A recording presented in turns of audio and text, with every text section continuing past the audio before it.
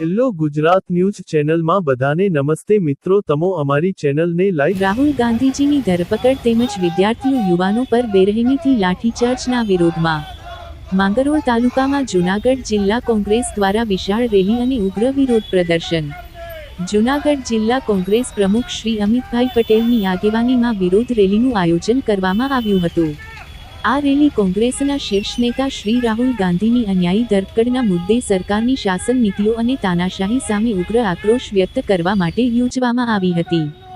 ભાજપ સરકાર વિપક્ષનો અવાજ દબાવવા માટે સરકારી એજન્સીઓનો દુરુપયોગ કરી રહી છે અને શ્રી રાહુલ ગાંધીજી સામે બદલાની રાજનીતિથી કાર્યવાહી કરવામાં આવી રહી છે, પરંતુ કોંગ્રેસ પક્ષ અન્યાય સામે ક્યારેય નમશે નહીં। દેશમાં લોકશાહી અને સંવિધાનના રક્ષણ માટે કોંગ્રેસનો દરેક કાર્યકર શેરીથી લઈને સંસદ સુધી લડત આપતો રહેશે। આ વિરોધ રેલીમાં માંગરોળ તાલુકા અને આસપાસના વિસ્તારમાંથી મોટી સંખ્યામાં કાર્યકરો, હોદ્દેદારો તેમજ સામાન્ય નાગરિકો જોડાઈને વિરોધ પ્રદર્શનમાં સહભાગી બન્યા હતા। રેલી દરમિયાન કાર્યકરો દ્વારા ભાજપ સરકાર વિરોધી અને લોકશાહી બચાવોના જોરદાર સૂત્રોચ્ચાર કરવામાં આવ્યા હતા, જેનાથી સમગ્ર વિસ્તાર ગુંજી ઉઠ્યો હતો।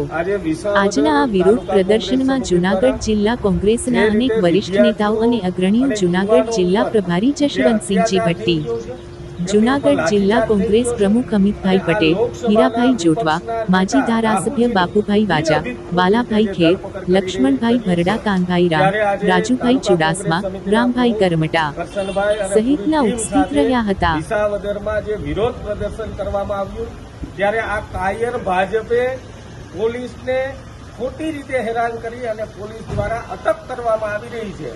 આ બંધારણનું અને બંધારણની જોગવાઈઓનું ઉલ્લંઘન છે। આ સંવિધાન એ ખતરામાં છે। આ દેશના યુવાનો અને વિદ્યાર્થીઓ એ ક્યારેય માફ નહીં કરે।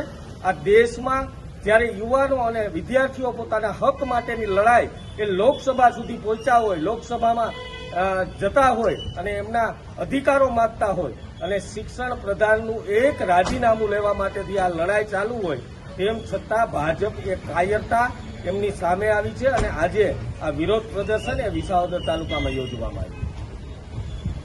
હેલો ગુજરાત ન્યૂઝ નેટવર્કમાં બધાને મારા નમસ્તે। ફરી મળીશું મિત્રો, ચેનલને લાઈક કરશો, શેર કરશો, સબસ્ક્રાઇબ કરશો।